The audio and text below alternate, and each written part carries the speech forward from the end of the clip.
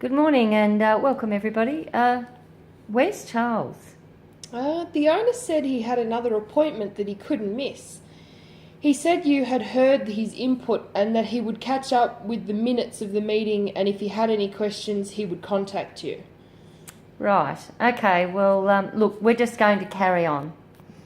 Firstly, I'm really pleased that we are finally at this point.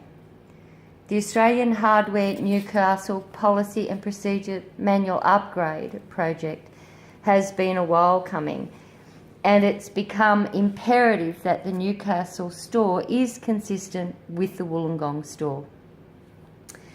The Wollongong store's Policy and Procedure Manual has been completed to a state-of-the-art level. All Australian hardware stores are now required to follow suit. As you know, there are new legislative requirements that will need to be met, as well as our own ethical and environmental responsibilities to our community.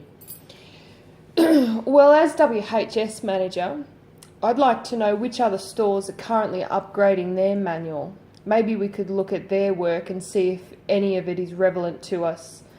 It may save a good deal of time. Yeah, it's not a bad idea. Unfortunately for us, we're the first. So we have some good advice and leads from the Wollongong project. However, this will save some effort in the long run, I'm sure. The Newcastle store is a little different in the way it works too. Because the town is older and customer base is really focused on renovations rather than new builds. But overall, the upgrade project is an opportunity for us to positively impact and improve our performance on a business level, as well as having a safer and much more productive workplace for staff. Although staff will be informed of the changes as we progress, when we have finished the upgrade, staff will be trained in their areas to make sure that all new policy and procedures are carried out properly and that they have a clear understanding of what is required of them.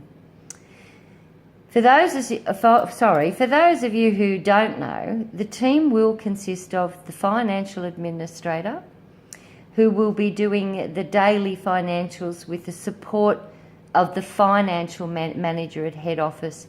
Really important to keep us on track with budget.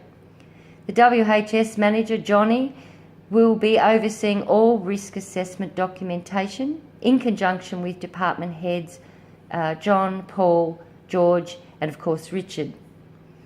As department heads, they will be assessing their individual departments and managing staff input and logistical arrangements as the project progresses.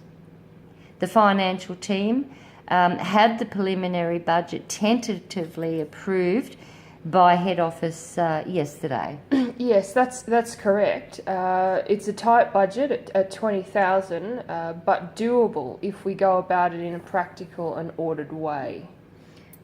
Yes, very, very true. Well, no doubt that you and your team will keep a close eye on that as we move through. Once we have the work breakdown identified, I'll be able to accurately define the required budget and get back to them and take it back through that approval process. We will need to look at all tasks we have to complete and get the steps aligned so that no time or money is wasted by hold-ups or by other members of the project team. So we all need to be across all aspects of this. Periodical completion dates will be decided when we have the work breakdown structure in place. The scope still needs to be identified concisely. At this point, it includes amending the policy and procedure manual and have that published in the new Newcastle page that we're currently creating on the staff intranet. Staff induction and training in the new procedures is a key element in this project, and that obviously that staff are included as well is absolutely paramount.